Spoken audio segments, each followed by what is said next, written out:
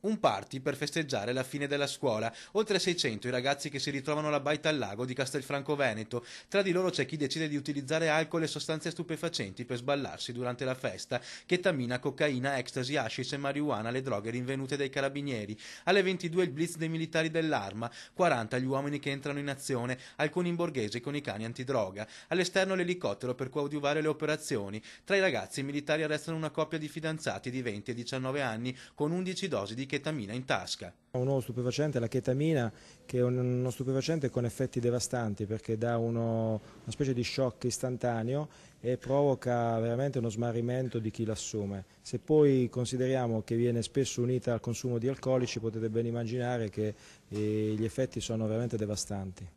Nella perquisizione a casa del giovane arrestato i carabinieri trovano altre 31 dosi di chetamina, un bilancino di precisione e 615 euro in contanti. Intanto nella discoteca alcuni ragazzi cercano di disfarsi della droga lanciandola a terra. Complessivamente è stata rinvenuta oltre un etto di droga tra cocaina, chetamina, ecstasy, marijuana ed hashish, nascosta sotto i tavolini e le sedie nei servizi igienici. Oltre alla coppia arrestata, i carabinieri denunciano 2 giovani di 23 anni per spaccio di sostanze stupefacenti e segnalano alla prefettura 8 ragazzi come assuntori di droga, al vaglio la posizione dei titolari della discoteca. Noi faremo le nostre segnalazioni agli organi competenti in quanto all'interno del locale è stata verificata un'attività di spaccio.